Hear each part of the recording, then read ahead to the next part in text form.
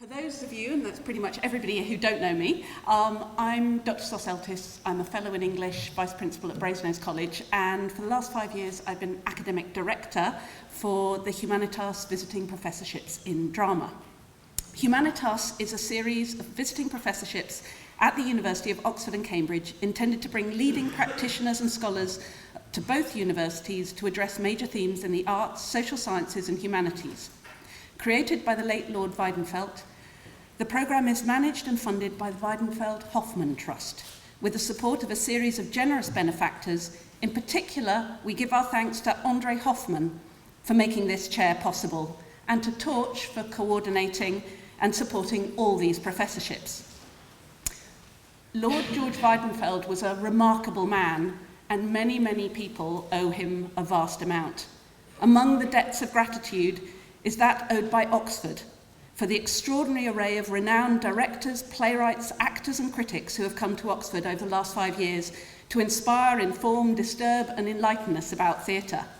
I personally have to thank Lord Weidenfeld for the extraordinary privilege of meeting the previous holders of this professorship, Athol Fugard, Dame Vanessa Redgrave, Greg Doran and David Edgar. They have been some of the most exciting and inspiring encounters and conversations of my life. And now we owe an extraordinary thanks to Lord Weidenfeld for bringing us Sir Tom Stoppard. Introducing Sir Tom Stoppard is more than a little surreal. It's rather like introducing Oscar Wilde or Bernard Shaw. Just like Wilde and Shaw, Tom Stoppard has transformed the modern theatre, and just as with them, it is extraordinary to believe that such a wealth of extraordinary works emanates from one human being. For 6 decades, he has been master of the stage, creating plays of extraordinary wit, wisdom, and humanity. He has pushed the boundaries of theatre's possibilities, whether bringing Hamlet into collision with Waiting for Godot, to challenge the distinction between reality and theatre, bringing an orchestra on stage, writing a spy drama which made Le Carré look like Dr. Seuss, and incidentally giving me the fleeting impression that I understood particle physics, which I do not.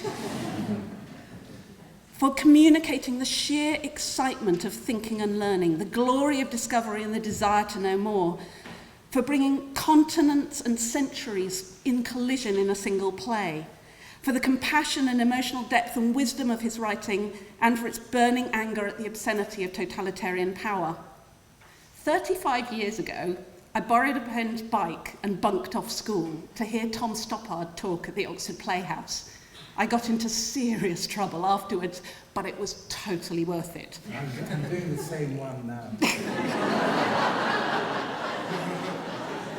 Well, it doesn't, I think very few of you are currently bunking off school, but I can assure you it's so going to be worth it. Thank you.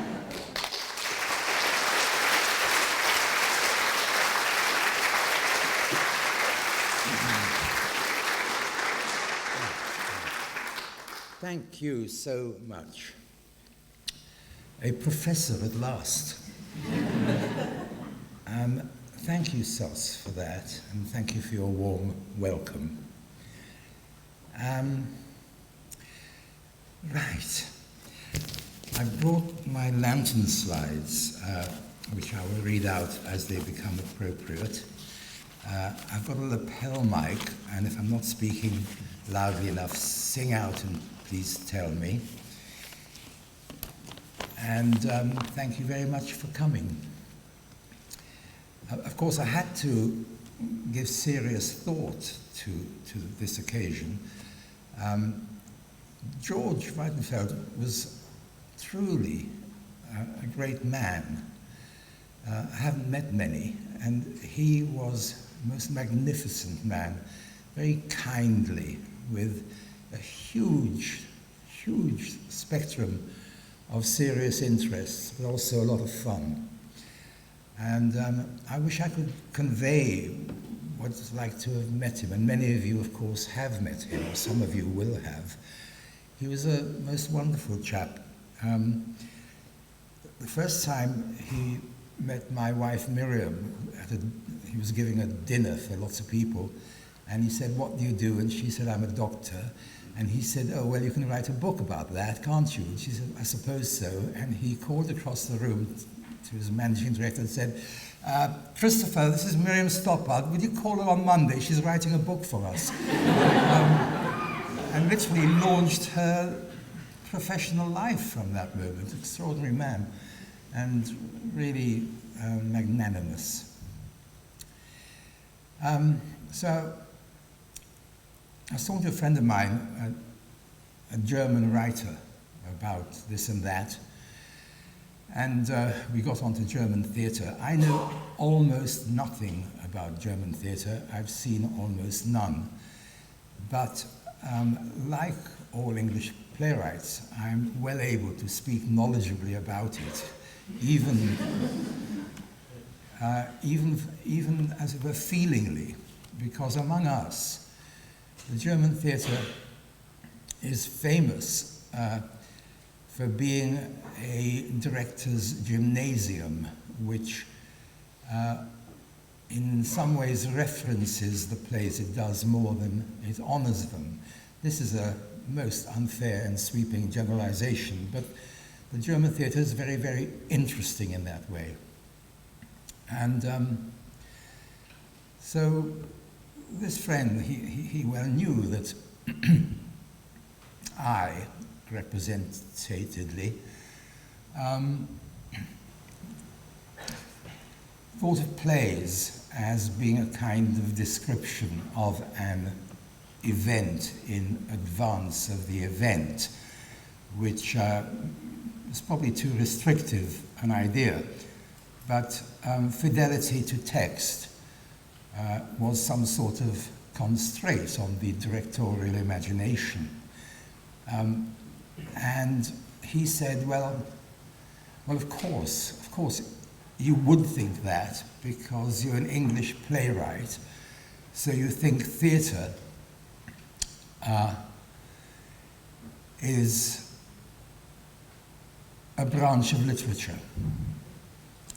And I thought, wow, yeah, really. The play has to be written first, and dramatic texts sit very, very securely and for a very long time in the corpus of our literature, many of them hallowed. And I thought, yes, actually, that's why some plays are done more often than others. That's why the importance of being earnest is done more often than A Woman of No Importance, because it's better. Literature sets a kind of standard for everything around it. And then I bethought to myself, well, I can actually produce my first slide, actually. It's an early play by somebody who did become very famous. And what I'd like to do, if I may, is to just read a little bit of it. We're in Russia in this play, but it's not a translation. And I'll read you, half a page of the prologue, and then I'd like to read you probably less than a page at the top of Act 1. Prologue. Scene. A Russian inn. Large door opening on snowy landscape at back of stage. Peter saw Burov and Michael. Peter warming his hands at a stove. Has Masha not come back yet, Michael? Michael, no, Father Peter, not yet. 'Tis a good, I wish I could do a country accent. 'Tis a good 3 miles to the post office, and she has to milk the cows besides. And that done one is a rare plaguey creature for a wench to handle. Why didn't you go with her, you young fool? She'll never love you unless you're always at her heels. Women like to be bothered. She says I bother her too much already, Father. and I fear she'll never love me after all. Tut, tut, boy, why shouldn't she? I'm halfway down the page now. That's how the prologue of the evening begins. And top of Act 1, it's rather a lark, actually, I think. I mean, it's not meant to be. It takes place in Moscow. A large garret lit by oil lamps hanging from the ceiling. Some masked men standing silent and apart from one another, masked men. A man in a scarlet mask is writing at a table, door at back. Man in yellow with drawn sword at it, knocks heard. Figures in cloaks and masks enter. Clock strikes. Conspirators form a semicircle in the middle of the stage. President, what is the word? First consp. Nabat, Prez. The answer, second consp. Calit, Prez. What hour is it? Third consp. The hour to suffer. Prez. What day? Fourth conspirator. The day of oppression. President. What year? Fifth conspirator. Since the revolution of France, the 9th year. How many are we in number? Sixth conspirator. 10, 9, and 3. The Galilean had less to conquer the world. But what is our mission? To give freedom. Our creed. Eight conspirators never get on the West End. To annihilate. Our duty is to obey. Anyway, that is the first play by the author of The Importance of Being Earnest.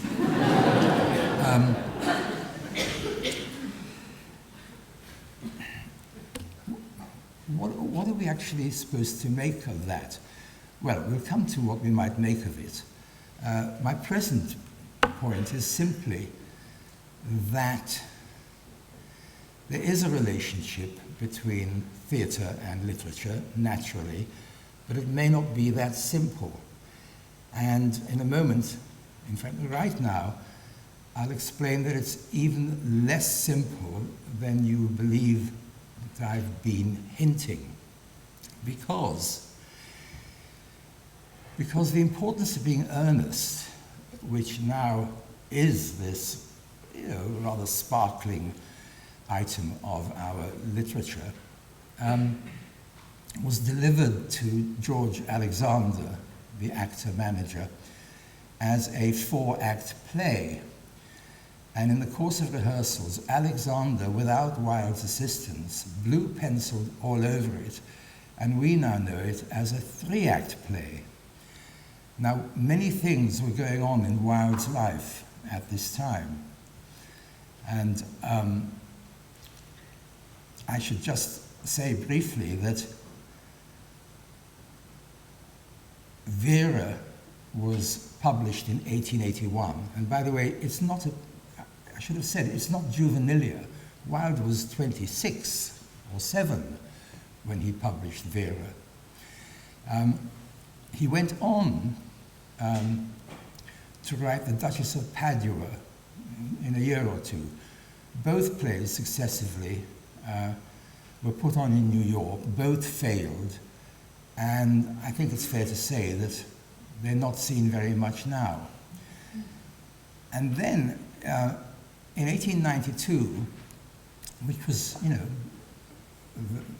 that much later, 10 years later, he wrote Lady Windermere's Fan. And Lady Windermere's Fan really ought to have prepared him for what happened when George Alexander got his hands on The Importance of Being Earnest. I sound as though I'm doing a lecture about Wilde, but I won't in a minute, though I do have a lantern slide to read out. George Alexander was doing all this. Wilde was having the kind of problems that Wilde had in 1895. And he was ill, and he wrote to Alexander. And I just want to say that between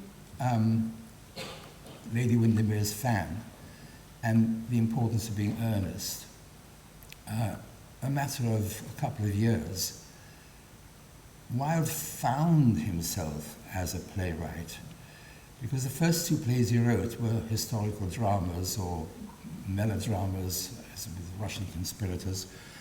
And it took him a long time to realize where his mise en scène was. It was in contemporary London. And he wrote these kind of social melodramas of betrayed societies. I forget which order they were in, An Ideal Husband. And then, although that was those plays about his own world were written remarkably quickly, a short time, 2 of them in 1 year, then he made this, I'm sorry to use a cliche, and we'll come back to that as well, he made this quantum jump into this perfect construct. Consciously or otherwise, he must have thought,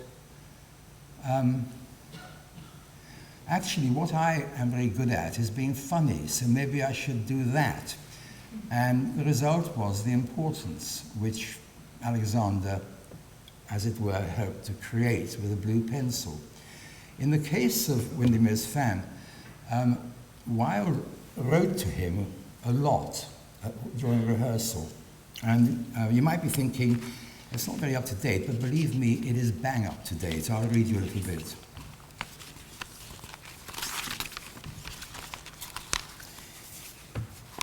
He's in the Hotel Albemarle. Dear Alexander, I am too unwell to attend rehearsal this morning. If there is one this evening, I will come. In any case, I hope that there will be no repetition of the painful scene of last night. I have always treated you with personal courtesy, and I expect to be treated with equal courtesy in return. And now about the play. Will you kindly consider these points? Details in life are of no importance, but in art, details are vital. And he goes on to tell him what he's doing wrong, because Alexander, as you probably understand, was something which doesn't exist now, the producer, director, leading actor. Hooper had better have either his own hair or a quiet wig. The number of times I have had that conversation. His face last night was far too white and his appearance far too ridiculous. Also, would you remind Lady Plymdale to say that woman, not that dreadful woman? We must not make Mrs. E look like a cocotte. She is an adventuress, not a cocotte. I hope everything is going all right. It seemed to me that only the details want finishing. Yours truly. P.S. Act 3, Lord A's coat, too horsey. Dear Alexander, I'm still in bed by my doctor's orders, or would have come down to rehearsal, but will be there tonight for certain. I'm severely editing.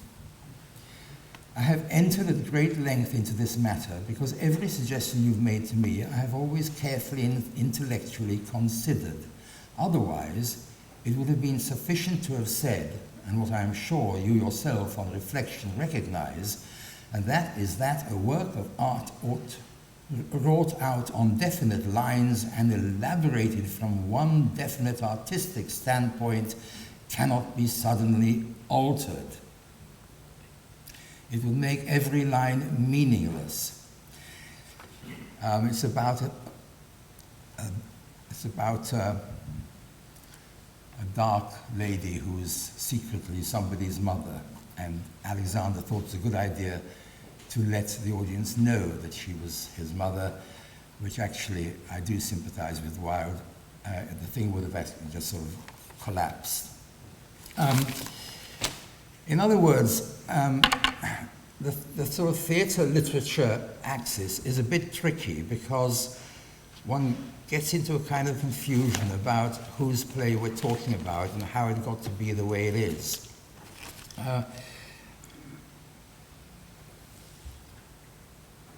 Plays are peculiar as literature. It's self-evidently, plays are dialogue in character.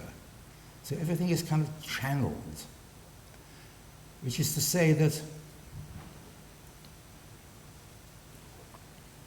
the authorial voice is quite elusive when one tries to figure out how it exists at all. You write a play with certain kinds of people in it, and they speak appropriately, and they never speak otherwise, of course. The only part of a play text which isn't mediated through a character is the stage directions, and well, you would be foolhardy to look for the authorial voice there. You can glimpse it occasionally. The mystery is not really a mystery. In other words, it's like this. T.S. Eliot, in his playwright mode, and Noel Coward were at much the same time writing about much the same kind of people, doing much the same kind of thing, talking, in much the same setting. Why don't Eliot and Coward sound like each other? Clearly, it's because the idea that a writer subjugates himself in order to allow the character to speak is completely fallacious. And of course, writers are much too arrogant to countenance such a relationship with their characters. On the contrary, you know, Eliza Doolittle's father, the dustman, is just as much channeling Shaw as Professor Higgins. And it's really quite odd that there's some kind of tacit agreement between the audience's consciousness and the playwright's superconsciousness. Theatre is not quite, not exactly comfortable in the way we generally think about our literature, which is very largely about prose fiction and poetry, especially, of course, including poetic drama.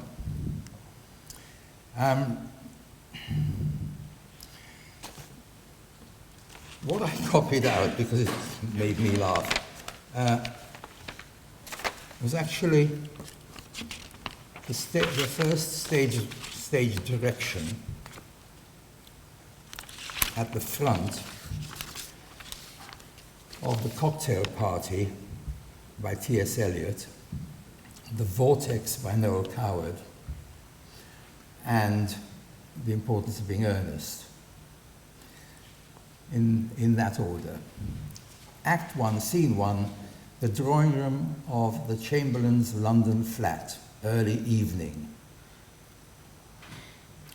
Act 1, the scene is the drawing room of Mrs. Lancaster's flat in London.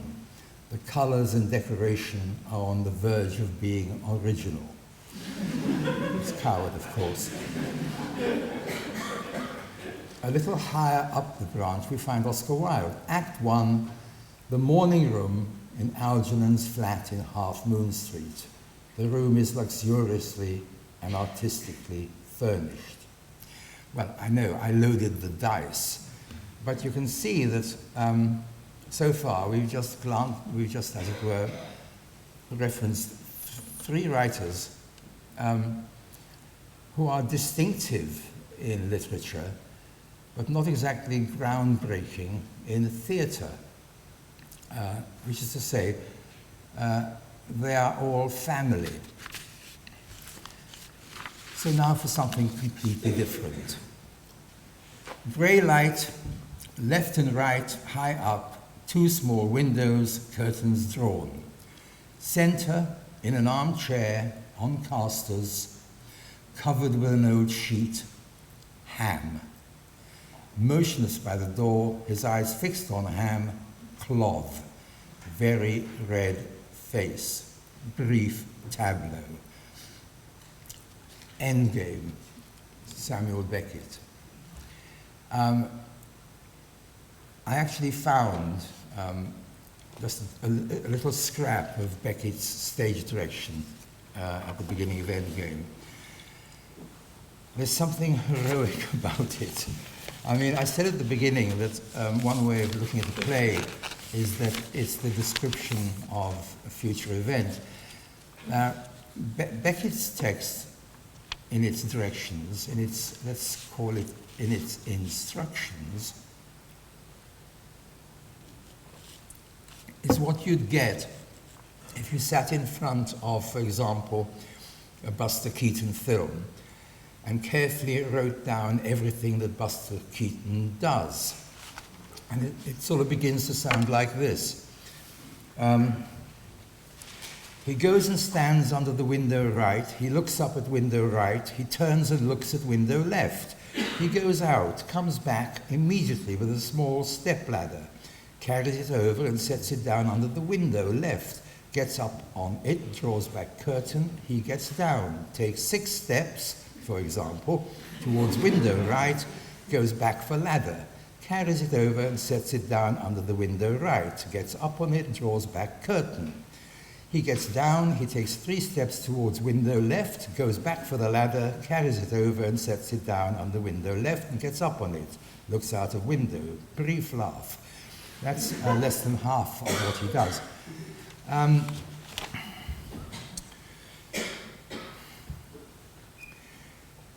When you write a play, you not only hear the noise it makes, which I keep saying, you also see what everybody's doing and what they should be doing and why and how. But even Wilde, in his attempt to, as it were, redirect Lady Windermere's Fan, and the bits I left out were very, very specific and particular about what was happening in the rehearsal. Even Wilde comes nowhere close to that instructionary mode.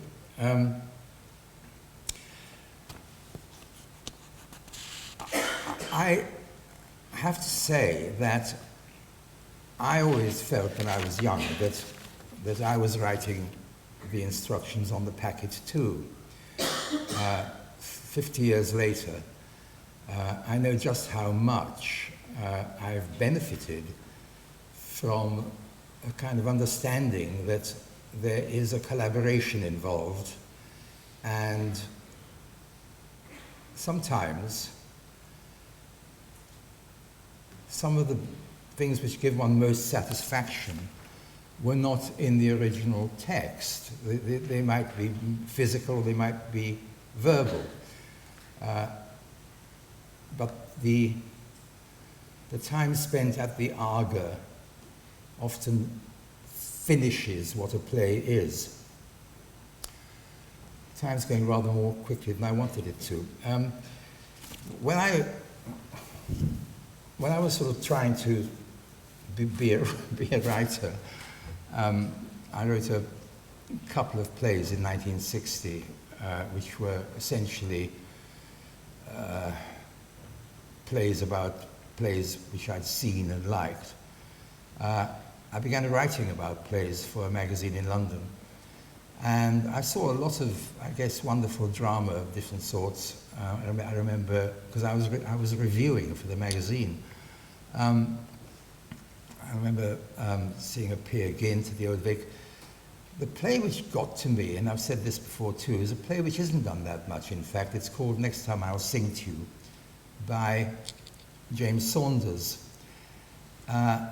And I can see very clearly that it appealed to 2 sides of myself. One is plays are literature, and the other is plays can do anything they want to do.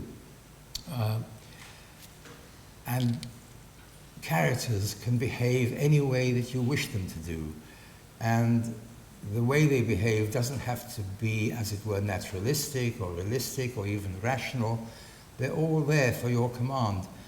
I was enchanted. I think it was the first time I can say that I was enchanted by a play. Both because I loved the way it was written and what it said, and maybe what I shall do is actually just read you one short speech to indicate something about what kind of play this might be. There lies behind everything, and you can believe this or not as you wish, a certain quality which we may call grief. It's always there, just under the surface, just behind the facade, sometimes very nearly exposed, so that you can see dimly the shape of it, as you can see sometimes through the surface of an ornamental pond on a still day, the dark, gross, inhuman outline of a carp gliding slowly past.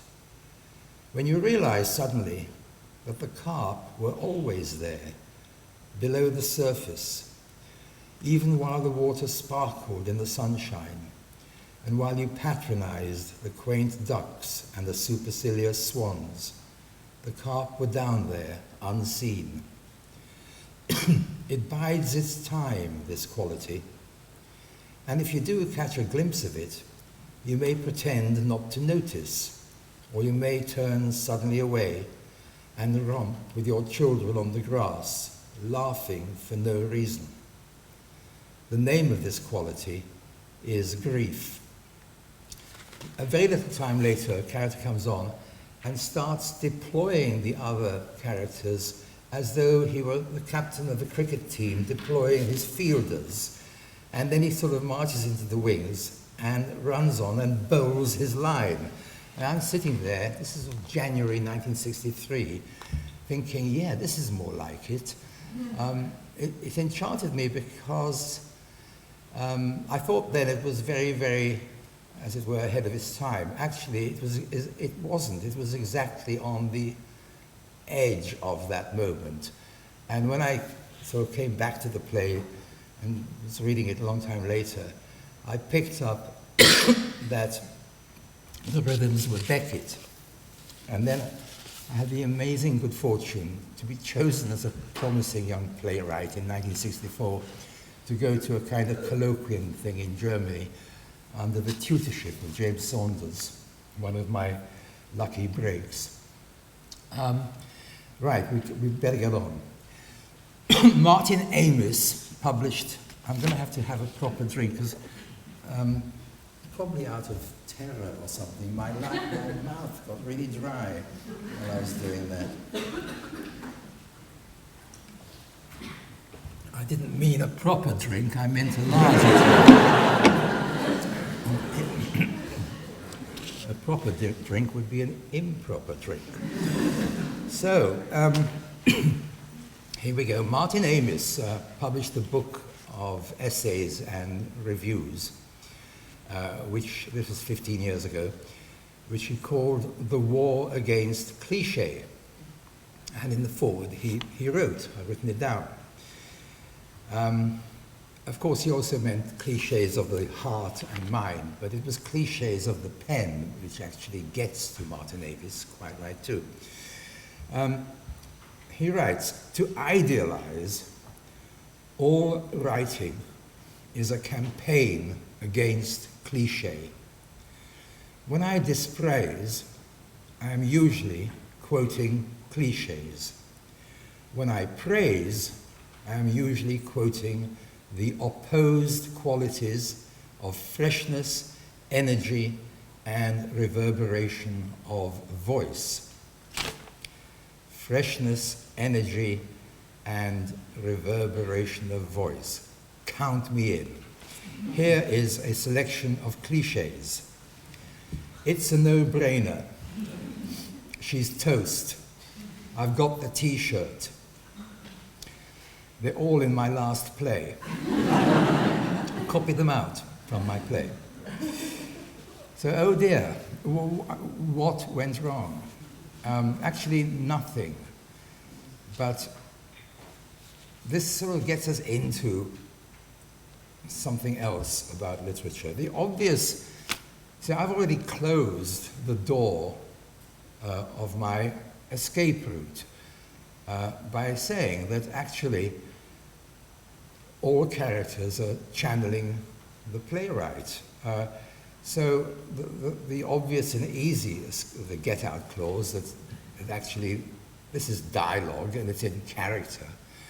That won't wash anymore. Now, obviously, I knew there were cliches, and I knew I wanted to use them, and why. And now, because I've told you, I have to consider how to account for this. Well, it's interesting to me. So, to talk about detaching myself in some way from the guilt of these utterances, no-brainer, toast, T-shirt, that's actually not what I meant at all, to quote myself, or I mean myself to quote.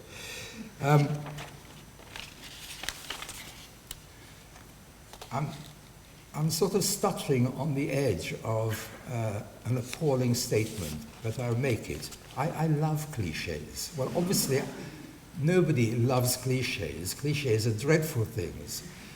But sometimes I do actually love the judicious use of a banal, well-worn, shop-worn phrase.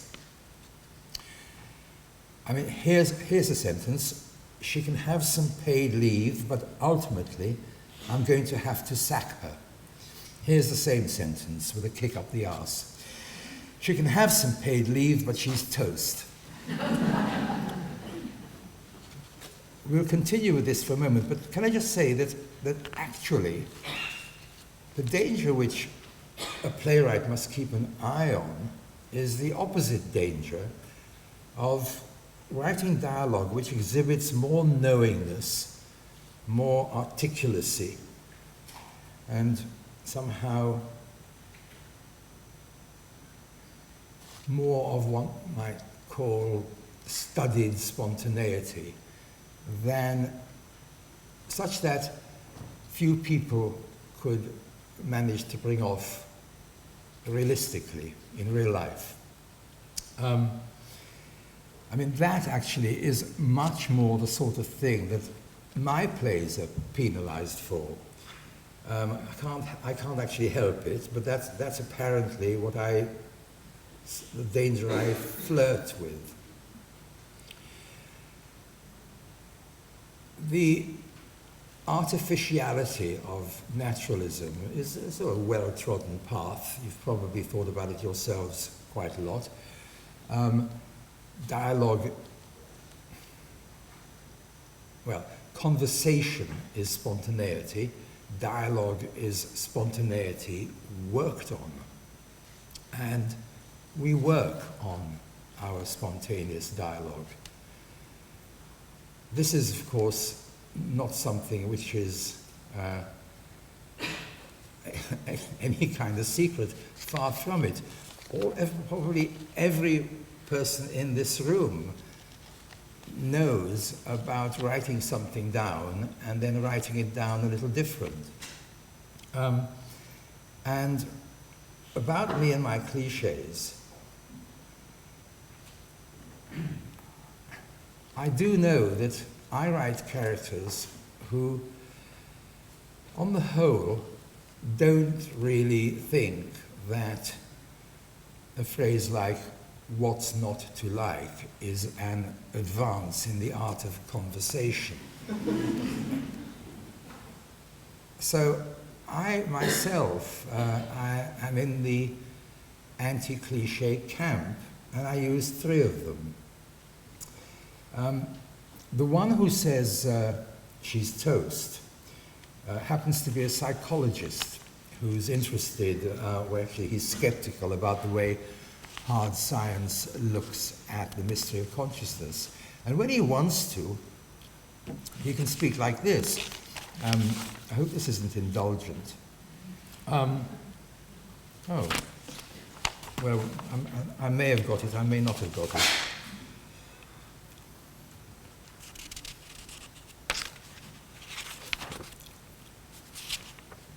I have got it. He says, well, they're doing optics with mice and calling it consciousness. Oh, his problem is with hard science, I should have said. They're doing optics with mice and calling it consciousness. A mouse is a bundle of behavioral responses to physical stimuli. Poking it with a stick is the same thing bigger. Light photons hit the retina, smell molecules get the whiskers twitching, and improved technology will show us the mechanism all the way to cheese response. It's only amazing, it's not counterintuitive. But cognition, reasoning, imagining, believing, that's hard. How does the brain do that? How does the brain do self-consciousness, reference, metaphor? I wandered lonely as a cloud. As a what? Thy two breasts are like two young roes that are twins and feed among the lilies. Like two what, which what? That's hard. Where is it happening? How? If you had a choice, would you choose a mouse? Would you choose optics? Would you spend your time looking at a brain while you poke it with a laser? And guess what she replies? Not me, boss, it's a no-brainer. Now, you were supposed to groan, but never mind.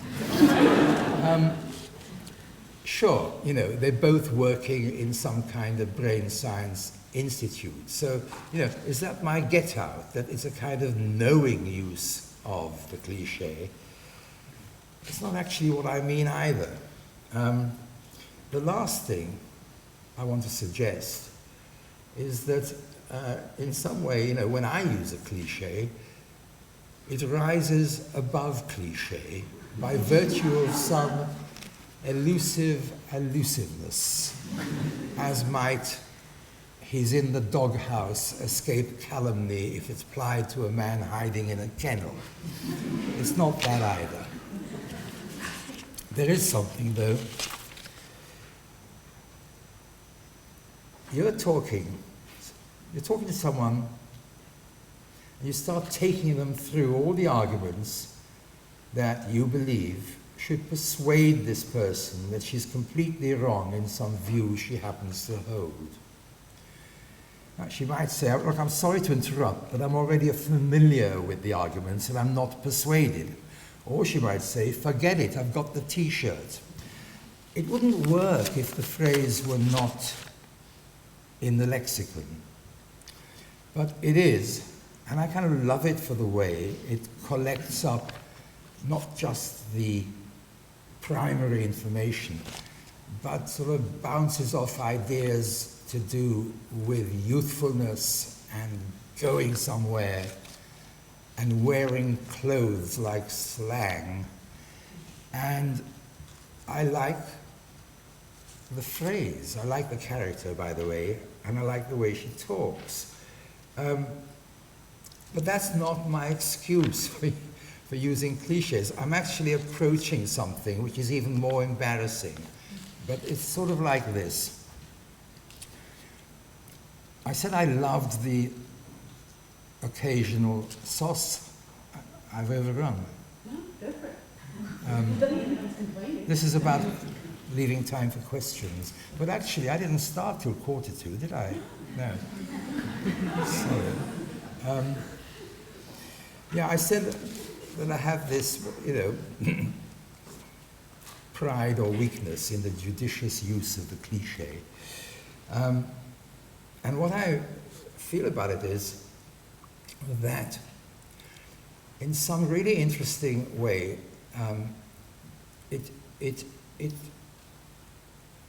short circuits the communication between the play and its audience at that moment. For that moment, a corner is cut.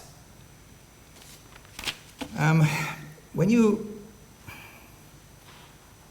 hear a cliché, you know, you think thud, but I think zip.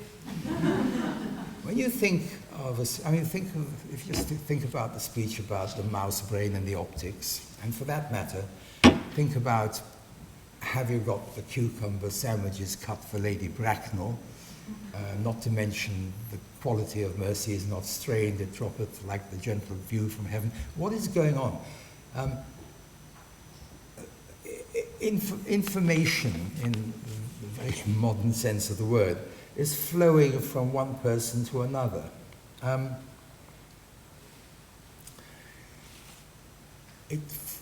It's in bits, isn't it?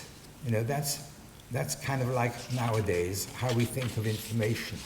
These bits are expelled from somebody's mouth and they arrive in somebody's brain, which goes through the process that turns them into some form of comprehended information.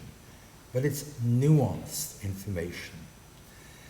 Most of the time, the words are, what did we say, fresh, energetic, and resonating, or reverberating. So the brain's actually got some work to do a lot of the time. And then, in this information, there's a thumping cliché. You know, I tried to think of a simile which wasn't ridiculous. But if we say that what the brain has to do is to turn information into money, cliché is already money. It's already formed of the nuances which make up this incredibly complex web of associations. And the reason for its existence is that our instinct for parsimony has produced this lexicon of clichés. I can put my glass down forcibly and we can all ask each other, you know, does he actually believe this? Well, as a scientist, which I'm not, I probably don't. As somebody who's striving for some kind of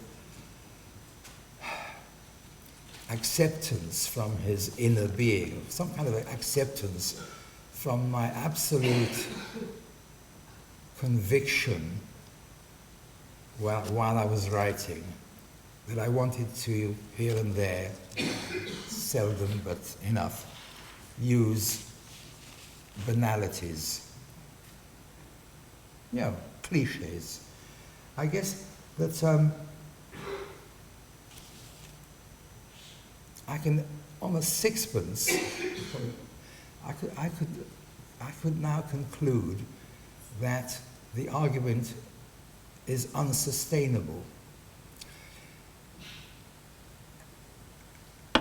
And this is what I actually arrive at. I mean, I'm slightly doing what happened to me yesterday and today when I was trying to work out what to say.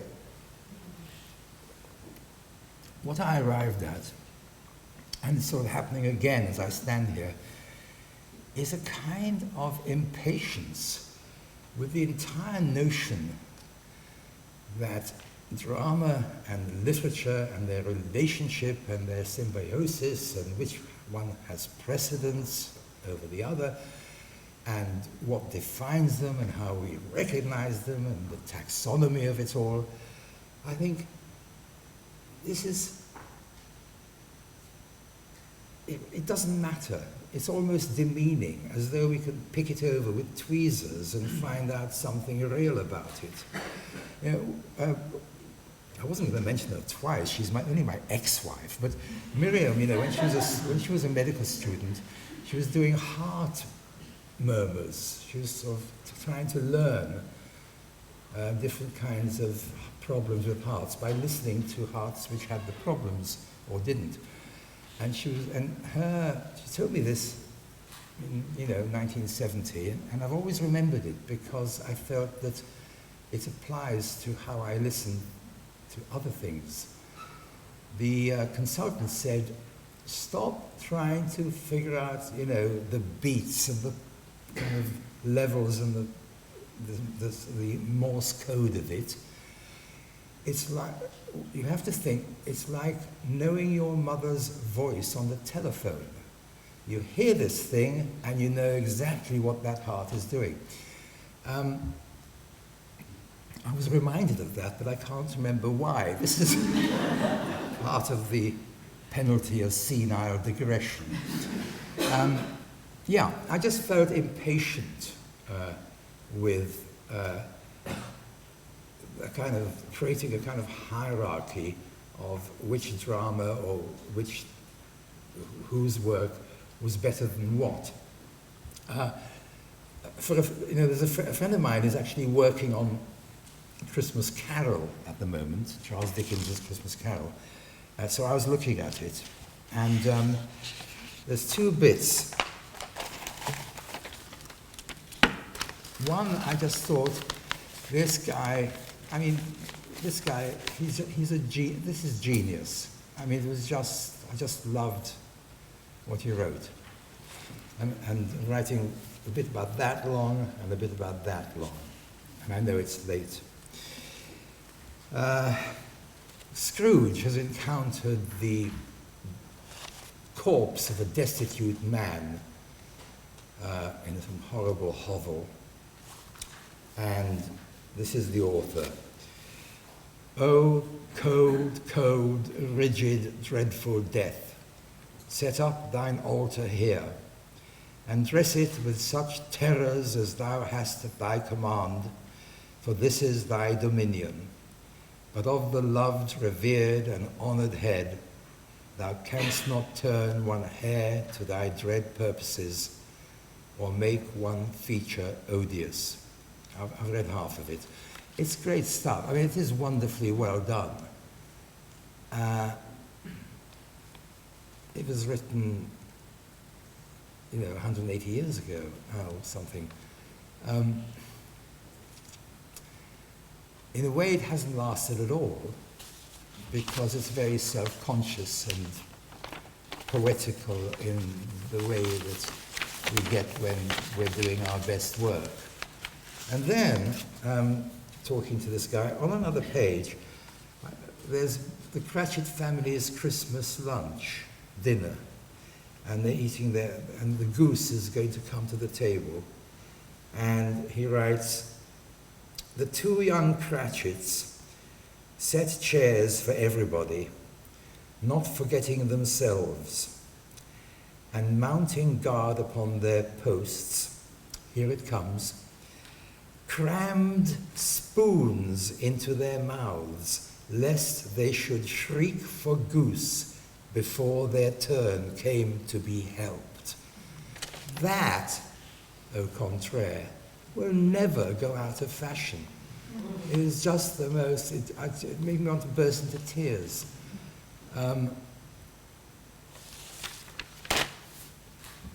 So I'll wrap it up now.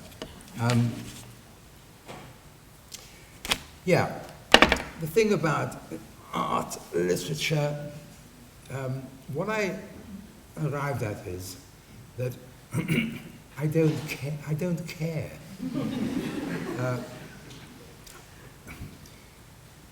That's what Tommy Lee Jones says to Harrison Ford in The Fugitive, when the fugitive turns and implores the detective. He says, I didn't kill my wife. And the pursuing detective says, I don't care. I wish I'd written that. But I wasn't trying to be funny. Literature, it's not an island entire unto itself. It connects simultaneously and instantaneously outward and inward. It has this incredibly wonderful cat's cradle of relationships with the moment and with the space. So the reason I say I'd like to have written that, I don't mean I wish I'd written I don't care, but I wish I'd been the one who realized that was the perfect statement in this concatenation of associations and of the situation itself, of, just in one word, of the context. So I don't care becomes literature. Forget it, Jake, it's Chinatown becomes literature. I'll have what she's having becomes, I don't mean it becomes great literature, but I'm just trying to make one small point in the last sort of couple of minutes I've got. I just want to say that you can't do to literature what they do in this building to items of natural science. What they do is wonderful and it's important and it's accurate and it's true, but you can't actually do that with why literature works or doesn't. The last thing, my last illustration is an oddity, and I want to use it for some specific purpose. It's a sort of gibberishy kind of passage, and I'll kind of cut it down for you. I'll present it as something Gertrude Stein might have written, and you might think it's quite fun. And here's some of it.